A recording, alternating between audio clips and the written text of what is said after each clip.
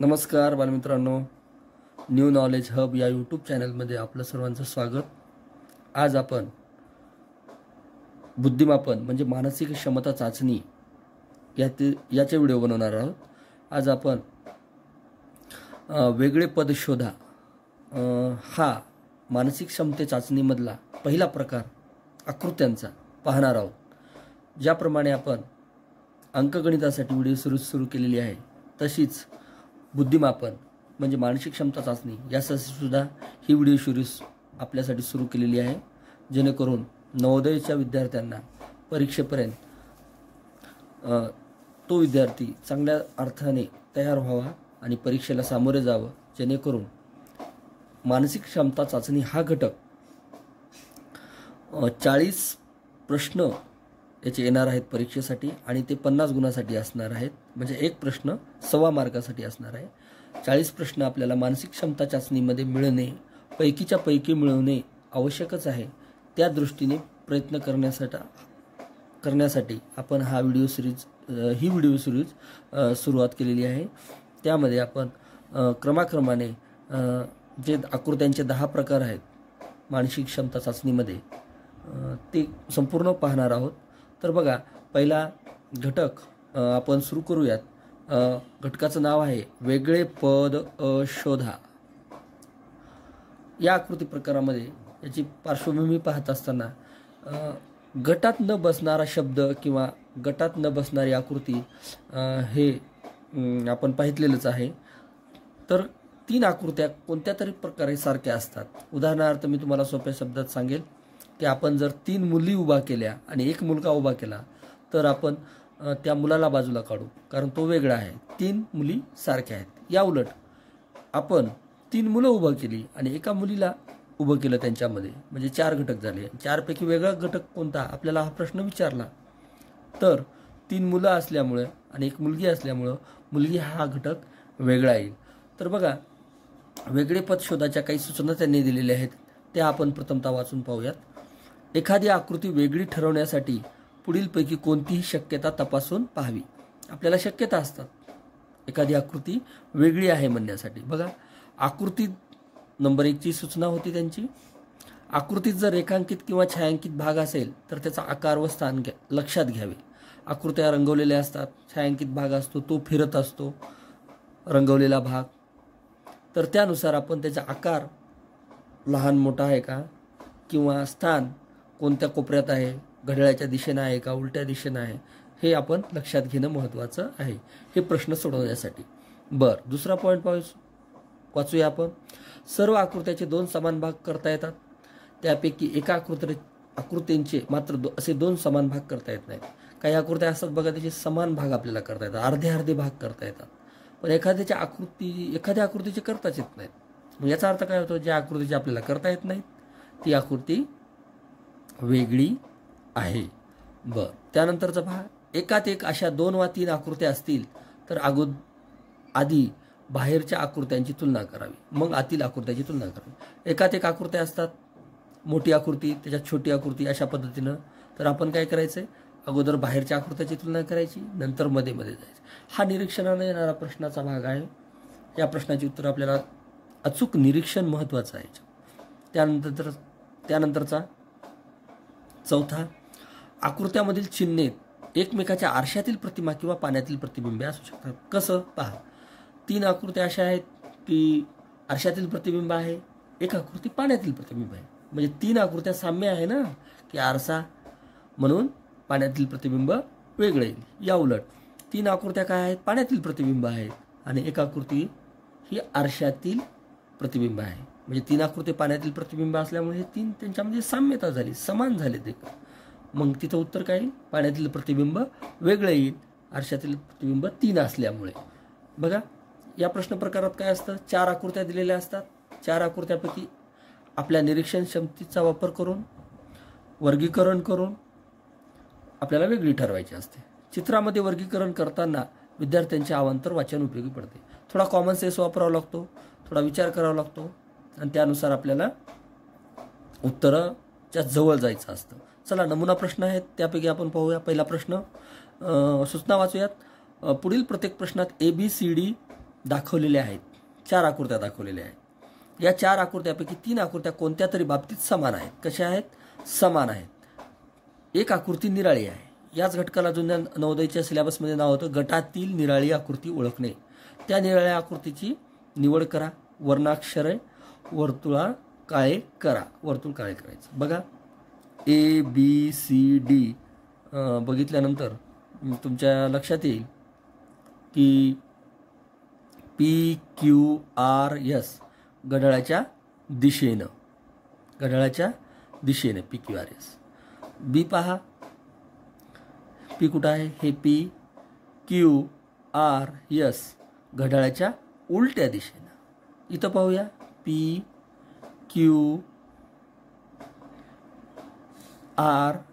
हे घड्याळाच्या उलट्या दिशेनं, म्हणजे यालाच काय म्हणतात? प्रतिघटिवत असा शब्द आहे. आणि घड्याळाच्या दिशेनं फिरत असेल एखादी आकृती तिला घटिवत असं म्हणायचं. बघा PQRS उलट्या दिशेनं फिरतात. BCD हे आकृत्या घड्याळाच्या उलट्या दिशेनं फिरतात. PQRS हे चिन्ह. तर A मध्ये घड्याळाच्या दिशेनं फिरतात. हे उलट्या दिशेनं फिरतात तिन्ही, म्हणून हे समान आहेत काही बाबतीमध्ये. BCD A पर्याय या प्रश्नाचं उत्तर आहे. त्यानंतरचा प्रश्न पहा. प्रश्न क्रमांक 2 नमुना प्रश्नातला पाहतो आपण. बघा बाहेरची आकृती आतील आकृतीची तुलना करावी असं आपल्याला सांगितलं होतं. बघा बाहेर त्रिकोण आहे, म्हणजे 3 रेषा आहेत. मध्ये किती झाल्या? 5 झाल्या. इथं पहा बाहेर किती आहेत? 5 आहेत. 2 न वाढल्या.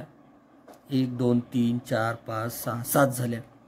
इथं पहा बाहेर 4 आहेत, सॉरी बाहेर 6 आहेत आणि मध्ये किती झाल्या? 4 झाल्या. इथं उलटं झाले. इथं 3 आहेत, 2 न वाढल्या. इथं 5 आहेत, 2 न वाढल्या. इथं पाहूया, इथं बाहेर किती आहेत? हे 4 रेषा आहेत, मध्ये किती? 6 आहेत. बाहेरच्या तुलनेत मधल्या रेषा 2 ने वाढत आहेत. इथं तसं आहे का? इथं बाहेरच्या तुलनेत मधल्या रेषा 2 ने कमी झाल्यात, म्हणून उत्तर याचं C येईल. काय येईल? C उत्तर येईल. त्यानंतरचा पहा प्रश्न क्रमांक 3. बघा बाहेरची आकृती आणि आतील आकृतीची तुलना करावी. हे बघा प्रश्न पॉइंट नंबर 3 सूचना क्रमांक 3 मध्ये आपल्याला सांगितलं बाहेरची आकृती आणि आतील आकृतीची काय करायची आहे? तुलना करायची आहे. त्यामुळे आपण पाहूया बाहेरची आकृती ही आणि ही मधली आकृती सारखीच आहे. ही बाहेरची आणि ही मधली सारखीच आहे. ही बाहेरची मधली सारखी आहे का? नाही, सारखी नाही. ही बाहेरची आणि आतील आकृती सारखी आहे का? होय, सारखी आहे. म्हणजे A, B आणि D ह्या आकृत्या कशा आहेत? A, B आणि D ह्या आकृत्या काय आहेत? सारख्या आहेत. आणि C हा आतील आकृती बाहेरची आकृती सारखी नाही, म्हणून हा घटक वेगळे पद येईल. हा घटक वेगळे पद. C ह्या प्रश्नाचं उत्तर आहे. त्यानंतरचा प्रश्न, त्यानंतरची आकृती बघा प्रश्न क्रमांक 4. KIT 3 अक्षरं आपल्याला दिसतात ABCD मधले. TIK ITK D आहे IKC. सगळ्यामध्ये एक विचार केल्यावर हेच KIT मागं पुढं झाले. KIT परत आहे KIT आणि इथं काय झालं? IKTच्या ऐवजी नवीन अध्याक्षर आले C नावाचं. यावरूनच आपल्याला ओळखता येईल की या प्रश्नाचं उत्तर D असणार आहे. उत्तर काय? D. चला त्यानंतरचा 5वा प्रश्न पाहूया. बघा 5वा प्रश्न.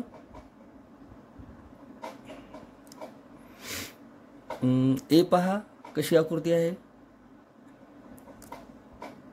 काळा रंग आणि हे अर्धवर्तुळ. B पहा अर्धवर्तुळ या आकृतीमध्ये जिथं संपतंय तिथंच काळा रंग सुरू होतो. B मध्ये पहा थोडं वेगळं आहे. काळा अर्धवर्तुळ जिथं संपतं तिथूनच काळा रंग सुरू झालेला नाही. इथं तशीच आहे पोझिशन. C मध्ये पहा काळा रंग अर्धवर्तुळ संपलं की लगेच काळा रंग आहे. आणि D मध्ये पण तसंच आहे, अर्धवर्तुळ संपलं की काळा रंग आहे. म्हणजे याचं उत्तर सरळच तुम्हाला कळत असेल की उत्तर B येणार आहे. अतिशय सोप्या आणखीन शब्दात मी तुम्हाला सांगतो, पर्याय ए, पर्याय सी आणि पर्याय डी एकमेकावर मनातल्या मनात उचलून बसवून पहा. अगदी तंतोतंत बसतात ए, सी आणि डी. पण बी ही आकृती जर उचलून आपण एवर बसवण्याचा प्रयत्न केला तर बसत नाही, म्हणून उत्तर या प्रश्नाचं बी आहे. त्यानंतरचा प्रश्न पाहूया. बघा, एक मोठं वर्तुळ आहे आणि एक छोटं वर्तुळ आहे केंद्रबिंदू असल्यासारखं, आणि केंद्रबिंदूतून बाण बाहेर झालेला आहे. इथं पण तसंच आहे आणि इथं पण तसंच आहे, पण इथं उलटं झालेलं आहे. हा बाण जो आहे तो काय झालाय, उलटा झालाय. म्हणजेच पर्याय सी, पर्याय बी, पर्याय ए एकमेकीवर बसतात का पहा बरं, तर बसतात. म्हणून उत्तर या प्रश्नाचं काय आहे, वेगळी आकृती कोणती आहे, आपल्याला वेगळे पद शोधायचे, तर वेगळे पद काय येईल, डी हे उत्तर येईल. त्यानंतर आपण आता प्रत्यक्ष नमुना प्रश्न इथे झालेले आहेत. आता यानंतर आपण सुरुवात करूयात स्वाध्याय मधील प्रश्नांना. प्रश्न क्रमांक बघा, सूचना वाचून एकदा फास्टमध्ये. पुढील प्रत्येक प्रश्नात 4 आकृत्या ABCD दाखवलेल्या आहेत. या 4 आकृत्यापैकी 3 आकृत्या कोणत्या तरी बाबतीत समान आहेत. 4 पैकी किती, 3 कोणत्याही बाबतीत समान आहेत. कोणत्या बाबतीत समान आहेत ते आपण ओळखायचं. आणि एक आकृती त्यांच्यापासून निराळी आहे. एक आकृती कशी आहे, वेगळी आहे, तिची निवड करायची आपल्याला. आणि तिच्या वर्णाक्षर म्हणजे ABCD यापैकी जे उत्तर असणार आहे ते अक्षराला आपल्याला काय करायचं आहे, वर्तुळ त्याचं इथं बघा ABCD दिले, त्याच्यापैकी ते गोल करायचं आहे. आता पहिला प्रश्न पाहूयात. काळे टिंब आहेत बघा 3, हे या कोपऱ्यात आहेत.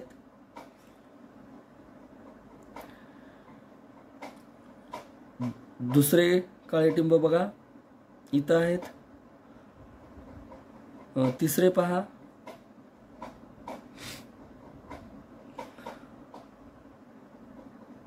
आणि हे ए, बी आणि सी, डी मधले काळे टिंब पहा कसे आहेत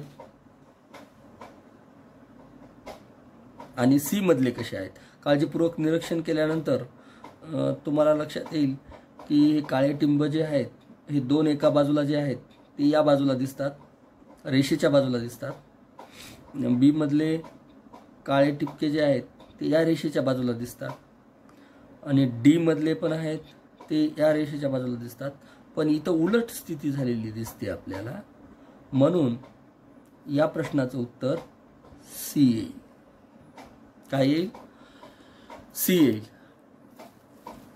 बघा परत, काळे टिपके जे आहेत हे बघा यल तयार झाले, हे यल तयार झाले, हे यल तयारच आहे, पण हे उलट यल दिसते आपल्याला, हे की नाही. त्यामुळं याचं उत्तर सी येईल. पहा, ए, बी, सी, डी याच्यामध्ये काळजीपूर्वक पाहितल्यानंतर तुमच्या एक लक्षात येईल, ए आणि सी आणि डी ह्या सारख्या वाटतात बघा. कशा, फिरवा एकमेकीला. ए सारखीच बीला करा बरं, सीला करा, सीला उचला आणि ए वर नेऊन ठेवा. काय होईल, अधिकच्या जागी अधिक येईल. असं उचलून या साईडला ठेवलं तर ही तिरपी रेषा आहे, ही तिरपी रेषेच्यातून येईल. डीला उचला, डीचं बघा जशाला तशीच वाटते, ही रेष इथं बसल, हे अधिक आणि ही रेष. पण बीची बाबतीत ही तिरपी रेष जी आहे ती चुकलेली आहे, ही पण. त्याच्यामुळं या प्रश्नाचं उत्तर वेगळे पद काय येईल, बी येईल. त्यानंतरचा 14वा प्रश्न पाहूयात आपण. 14वा प्रश्न पहा, त्रिकोण हे एकमेकीला छेदले, ही आकृती हिला छेदलेली आहे, ही आकृती हिला छेदलेली आहे, असं आहे. बी पहा, चौकोन चौकोन, इथं चौकोन पाहिजे होता असा, म्हणजे एकमेकीला एका भागाला छेदलेली पाहिजे होती, ही तसे दिसत नाही इथं. हे पहा, हे वर्तुळेला छेदलेलं आहे इथं, हा भाग, ही आकृती ही पहा, ही हिला छेदलेली आहे आणि हिला ही छेदलेली, म्हणजे या प्रश्नाचं उत्तर काय येईल, बी येईल. बी या प्रश्नाचं उत्तर 14चं उत्तर बी या पर्यायाला आपल्याला गोल करणं भाग आहे. चला त्यानंतर पाहूयात 15वं. सूचनेमध्ये आपण पाहितलं की आतील आकृती आणि बाहेरच्या आकृती याची तुलना करायची आहे. बघा हे चौकोन आहे, वर्तुळ आहे आणि मला वर्तुळच रंगवलेलं आहे. ठीक आहे, याच्यात पाहूया. बाहेर वर्तुळ आहे, मध्ये चौकोन आहे आणि बाहेरचा वर्तुळ मध्ये रंगवलेला आहे. चला, बाहेरची रचना मध्ये दिसते. हे त्रिकोण पहा आणि मध्ये पण त्रिकोण आहे जो रेखांकित भाग केलेला आहे. हा त्रिकोण पहा, मध्ये चौकोन आहे, हाच त्रिकोण मध्ये रंगवलेला आहे. म्हणजे बाहेरची आकृती आणि आतली आकृती, सोप्या शब्दात तुम्हाला ही आकृती सांगायची म्हणजे एकदम बाहेरची जी आकृती आहे ती मध्ये होऊन छोटी होऊन काळी झालेली. बघा वर्तुळ हे छोटं होऊन काळं झालं. हा त्रिकोण जशाला तसाच त्रिकोण एकदम मध्ये गेला, एकदम मध्ये एक आकृती सोडून मध्ये गेला, हा काळा झाला, रंग बदलला. हा त्रिकोण बघा एक आकृती सोडून मध्ये गेला, काळा झाला. याचं उत्तर काय येईल मग? इथं तसं झालं नाही. इथं हे चौकोन आहे, हा चौकोन इथं व्हायला पाहिजे होता. वेगळे पद मग काय येईल? बी सी डी ह्या सारख्या आहे. चला त्यानंतरची आकृती.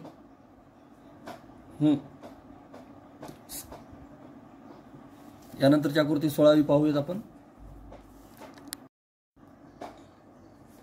त्यानंतर 16वी आकृती पहा. यामध्ये क्रम पाहायचा आहे आपल्याला. काळं वर्तुळ दिसते, त्यानंतर चौकोन दिसतो आणि त्यानंतर पांढरं वर्तुळ दिसते. काळं वर्तुळ, चौकोन आणि वर्तुळ. परत पहा, काळं वर्तुळ, त्यानंतर वर्तुळ आणि चौकोन. काळं वर्तुळ, वर्तुळ आणि चौकोन. बघा काळं वर्तुळ, पांढरं वर्तुळ आणि चौकोन. काळं वर्तुळ, यामध्ये घड्याळाच्या दिशेनं काय फिरतात का उलट दिशेनं हे पाहूया आपण. बघा पांढरं वर्तुळ, काळं वर्तुळ पासून पाहूया. काळं वर्तुळ, चौकोन आणि वर्तुळ हे घड्याळाच्या दिशेनं. काळं वर्तुळ, चौकोन नाही आहे इथं. बघा काळं वर्तुळ, चौकोन आणि वर्तुळ, वर्तुळ, चौकोन आणि वर्तुळ, काळं वर्तुळ, चौकोन आणि वर्तुळ. हे बघा काळं वर्तुळच्या नंतर चौकोन आहे आणि चौकोनच्या नंतर वर्तुळ आहे. बघा इथं बघा काळं वर्तुळच्या नंतर चौकोन आहे आणि पांढरं वर्तुळ आहे. काळं वर्तुळच्या नंतर चौकोन आहे आणि पांढरं वर्तुळ आहे. म्हणजे घड्याळाच्या फिरण्याच्या दिशेत ए, सी आणि डी हा क्रम बघा. काळं वर्तुळाच्या नंतर चौकोन आलाय, चौकोनानंतर पांढरं वर्तुळ आलंय. इथं तसंच पहा, काळं वर्तुळाच्या नंतर चौकोन आलाय आणि पांढरं वर्तुळ आलं. काळं वर्तुळाच्या नंतर चौकोन आलाय आणि पांढरं वर्तुळ आलं घड्याळाच्या दिशेने. इथं काय झालं, काळं वर्तुळाच्या नंतर चौकोन पाहिजे आणि नंतर वर्तुळ पाहिजे. काळं वर्तुळ, चौकोन, वर्तुळ इथं आलंय पण ते घड्याळाच्या विरुद्ध दिशेने. ही विरुद्ध दिशा घड्याळाची आणि ही घड्याळाची. काळ्या वर्तुळाच्या नंतर चौकोन, ही कोणती दिशा? घटिवत म्हणायचं त्याला. म्हणून उत्तर याचं काय येईल? पर्याय नंबर बी. चला त्यानंतरचं पाहूया 17वं गणित. 17वी आकृती बघा. A M A D H यामध्ये बघा काही आकृत्याचे समान भाग होतात, काही आकृत्याचे समान भाग होत नाहीत. बघा वरून जर आपण रेष मारली, उभी रेष, तर एक, बी आणि डी याचे समान भाग होतात, पण याचे वरून रेष मारल्यावर समान भाग होत नाहीत. उत्तर सी येईल याचं. समजलंच असेल तुम्हाला. त्यानंतर पाहूयात 18वा प्रश्न. 18व्या प्रश्नामध्ये पहा, मधली आकृती आणि बाहेरचे कोपरे याचे चारी पाहितले तर हे 4 कोपऱ्याला 4 आलेले आहे. हे त्रिकोण आहे, ह्याला पण 4 आलेले आहे. स्पर्श झालेला आहे फक्त या आकृत्याचा. याचे पहा चौकोन, मधला चौकोन, याचे पण 4 कोपऱ्याला 4 आलेले आहे. पण डी मध्ये पहा काय झाले, स्पर्श व्हायला पाहिजे होता पण हे छेदून चालले. हे छेदत नाही कुठंच. उत्तर डी येईल. बघा मधली आकृती, हा चौकोन, कोपऱ्याने 4, त्रिकोण 4 कोपऱ्यांनी स्पर्श झालेला आहे, पण इथं तसं नाही. चालते. त्यानंतरची आकृती पहा. पुस्तकात तुमचं लक्ष असू द्या, तुम्ही पुस्तकात लक्ष द्यायचं आहे. बघा ABC ABCDच्या क्रमाने आहे. त्यानंतर DEF GHI JKL असं पाहिजे होतं घड्याळाच्या दिशेने. ABCD घड्याळाच्या दिशेनं, DEF घड्याळाच्या दिशेनं, GHI घड्याळाच्या दिशेनं, आय नंतर JKL. इथून जे सुरुवात पाहिजे होती, जे इथं की पाहिजे होतं यल. मग वेगळं पद काय येईल? पर्याय नंबर डी.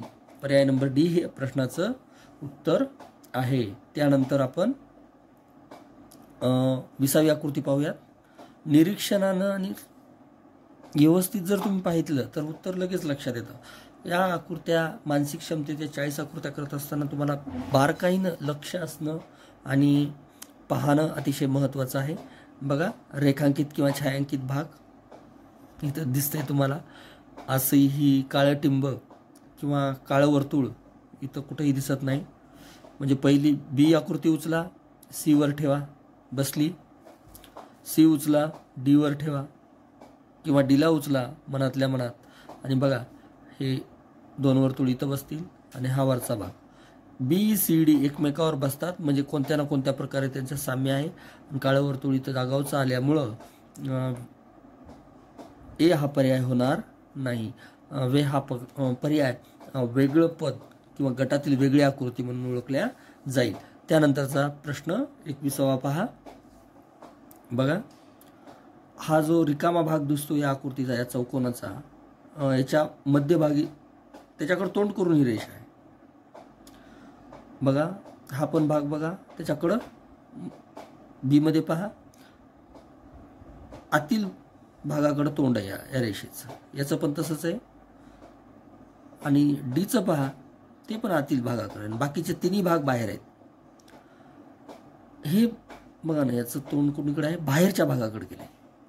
जिकडं भाग रिकामा आहे तिकडं तोंड नाही, म्हणजे उत्तर सी येऊन जाईल.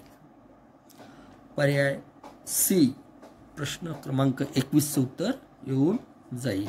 या भागावरूनच आपण आकृती ओळखलेली आहे. मी तुम्हाला पेन्सिलनं करून दाखवतोय, तुम्ही पेन्सिलने खुणा करू नका. 22वा प्रश्न पहा. डोळे, हात, कान, ओठ किंवा तोंड. तर ACD मध्ये काय सारखं वाटते तुम्हाला? तर ACD हे चेहऱ्याचे भाग आहेत आणि हात हा खालचा अवयव, चेहऱ्याचा भाग नाही येतो, म्हणून तो वेगळा आपल्याला काढता येईल. आणि तेच या प्रश्नाचं उत्तर असणार आहे.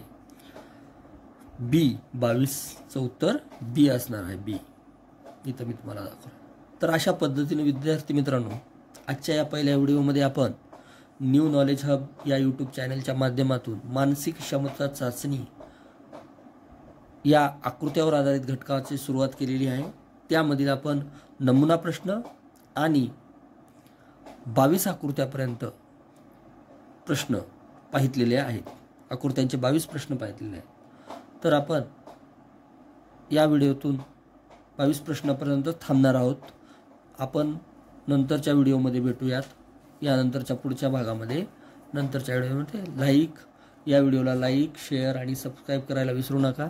जवळच्या मित्रांना सर्वांना सांगा. आणि आपण पाहत असताना पुस्तकाचा वापर करा.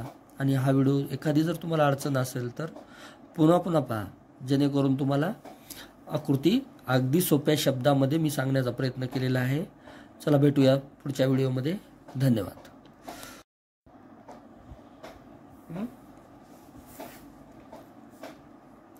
त्यानंतरचा प्रश्न 2 नंबरचा पहा. यामध्ये ए पहा, घड्याळाचे काटे पहा. तुम्ही काटे पाहिले की तुमच्या लक्षात येईल. हे काटा इकडं तोंड करून आहे, हे काटा इकडं तोंड करून आहे. बी पहा, दोन्ही बाहेर तोंड करून आहेत. डी पहा, दोन्ही बाहेर तोंड करून आहेत काटे.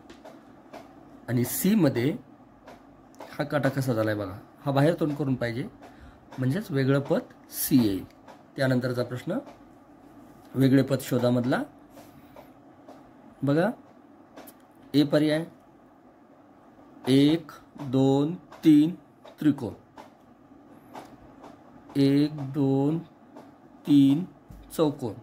ओके, 1 2 3 4 चौकोन, 1 2 3 4 5. याच्यावरून तुमच्या लक्षात येईल उत्तर. बाहेरची आकृती, सगळ्या आकृत्या आणि मधली आकृती यांची आपल्याला तुलना करायची आहे. 1 2 3 आकृत्या आहेत त्रिकोणाला मध्ये, बरोबर आहे. 1 2 3 4 आकृत्या आहेत चौकोनाला मध्ये बघा. 1 2 3 4 5 वर्तुळ आहेत बाहेर, मध्ये पंचकोन आलेला आहे, 5 कोणाचा आहे तो. आणि इथं 1 2 3 त्रिकोण असायला पाहिजे होता, तर नाही, म्हणून या प्रश्नाचं उत्तर काय येईल?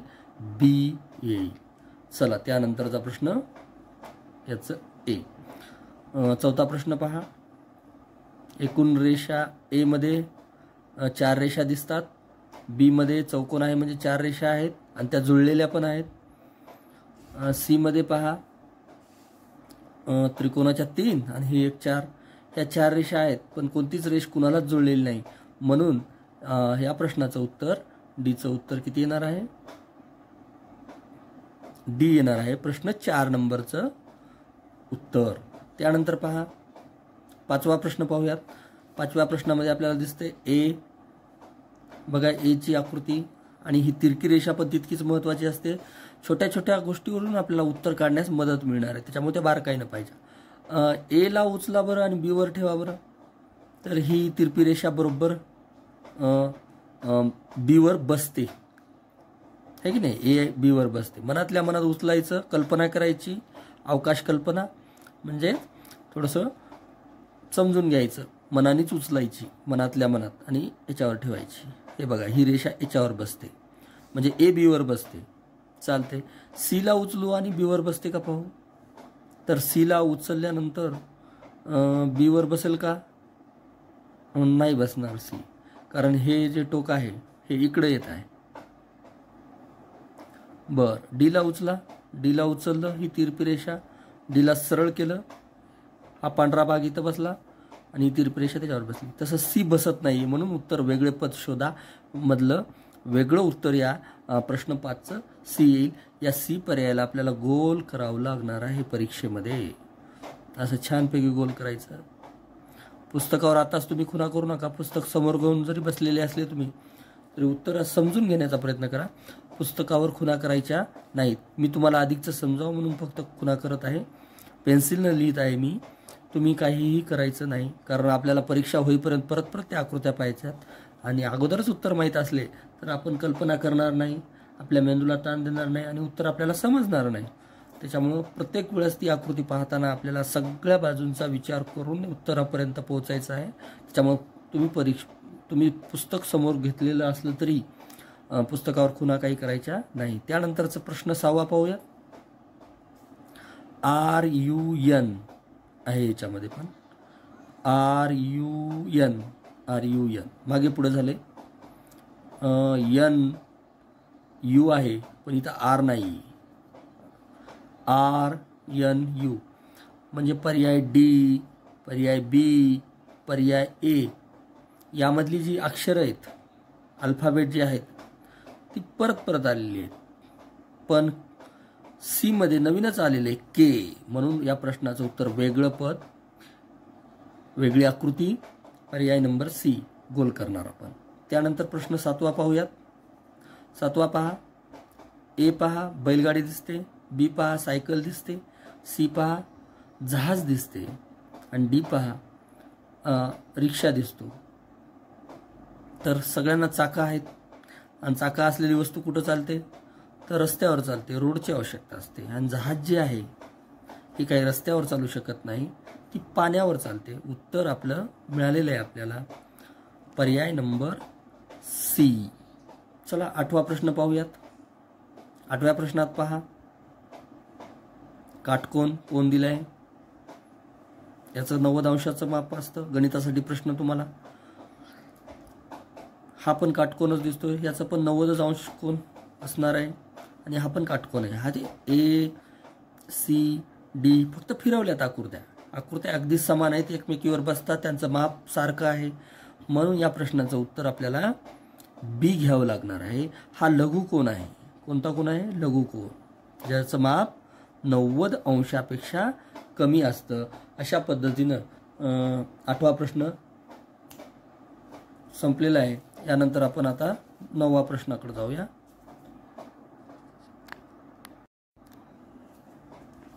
हा 9वा प्रश्न पहा लगेच. बघा, आता काहीतरी क्रम असतो याच्यामध्ये, तर हे पाहायचं आहे आपल्याला. काळं वर्तुळ, हे बाणासारखं चिन्ह आणि अर्धवर्तुळ. बघा 9वा प्रश्न.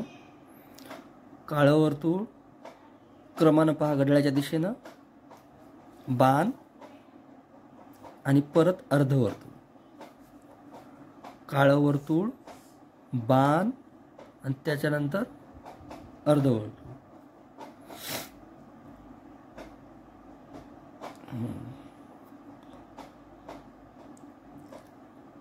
इथं पण पहा, हे काळं वर्तुळ, बाण, अर्धवर्तुळ आहे. आणि डी मध्ये काळं वर्तुळानंतर बाण असायला पाहिजे होता आणि नंतर अर्धवर्तुळ असायला पाहिजे होतं घड्याळाच्या दिशेनं, तर ते दिसत नाही डी मध्ये. परत एकदा पाहूत आपण हा प्रश्न. थोडंसं काळजीपूर्वक पहा. काळं वर्तुळानंतर काय? बाण दिसतो इथं घड्याळाच्या दिशेनं, सरळ फिरलेली आकृती अशी फिरत आहे. काळं वर्तुळानंतर काय? बाण आहे. आणि बाणानंतर काहीतरी आपण संबोधायचं, याला त्रिकोण, बाण काहीतरी समजायचं आणि करायचं. काळं वर्तुळ, बाण आणि अर्धवर्तुळ. बघा घड्याळाच्या दिशेने काळं वर्तुळ, बाण आणि अर्धवर्तुळ. क्रम आहे असा. काळं वर्तुळ, बाण आहे आणि अर्धवर्तुळ आहे.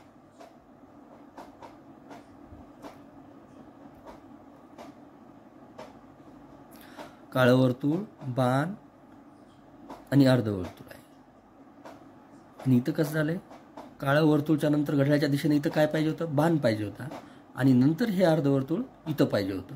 म्हणून पर्याय डी या प्रश्नाचं उत्तर आहे. म्हणजे ह्या 3 आकृत्या कोणत्या तरी प्रकारे सारख्या आहेत, कोणत्या तरी प्रकारे सारख्या आहेत आणि डी ही आकृती नाही. तर या प्रश्नाचं उत्तर डी येईल. चला त्यानंतरचा 10वा प्रश्न बघा. वर्तुळ, 3 वर्तुळ आहेत. 2 त्यापैकी एकमेकात घुसलेले आहेत, एकमेकात आहेत. बी पहा तसाच आहे, सी पहा तसाच आहे आणि डी पहा काळजीपूर्वक. तर हे थोडंसं तिन्ही गोल वर्तुळ एकमेकात घुसलेले आहेत. त्याचं उत्तर डी येईल. दुसऱ्या पद्धतीने मी तुम्हाला असं सांगेल, या आकृतीमध्ये सोप्या पद्धतीनं ए बी सी बसतात का एकमेकीवर? मनातल्या मनात फिरवून पहा, तर त्या बसतात, एकमेकीवर बसतात, जशाला तशा तंतोतंत बसतात. ए बी वर बसते, बी सी वर बसते, सी ए वर बसते. पण डी आकृतीवर कुणावरच बसत नाही या तिन्हीपैकी, म्हणून उत्तर डी. चला 11वी पाहूयात. बघा व्ही आकाराची आकृती आहे, वरून व्ही आकाराची, आणि तुमच्या हाताच्या उजव्या बाजूला आहे. ते वरची आकृती आणि खालची आकृती समान आहे आणि ती काय आहे? उजव्या बाजूने वरून आलेली. तसंच बघा यू, आणि हे यू आहे, हे उजव्या बाजूनच दिसते तुम्हाला. त्याच्या डी पहा, डी सारखीच खालून आकृती आलेली आहे आणि ती उजव्या बाजूने आहे. म्हणून या प्रश्नाचं उत्तर काय येईल? परत एकदा पहा. वरची आकृती आणि खालची आकृती ही उजव्या बाजूने आहे, ही पण उजव्या बाजूने आहे, ही पण उजव्या बाजूने आहे. म्हणून या प्रश्नाचं उत्तर ही उजव्या बाजूने आहे, ही उजव्या बाजूने, ही उजव्या बाजूने. या प्रश्नाचं उत्तर ए येईल. परत एकदा पहा. ही डाव्या बाजूला गेली ना, तुमच्या हाताच्या डाव्या बाजूला. हे डावा हात आहे, हे डावा हात, हे उजवा हात धरू. हे उजव्या साईडला आहे, हे उजव्या साईडला आहे, हे उजव्या साईडला आहे. उत्तर या प्रश्नाचं येईल. त्यानंतरचं पहा 12वं. बघा पहिली आकृती बघा. अर्धवर्तुळ आहेत, काळे रंगाने दाखवलेत. रेखांकित किंवा छायांकित भाग जे सूचनेमध्ये सांगितलेले तसंच आहे हे पण. कोपऱ्या कोपऱ्यानं आलेले आहे. म्हणून ह्या प्रश्नाचं उत्तर काय येईल? तर प्रश्नाचं उत्तर येईल डी, कारण याचा कोपऱ्याचा संदर्भ याच्यामध्ये आलेला नाही. त्यानंतर 13वा प्रश्न पहा. बघा 13वा प्रश्न.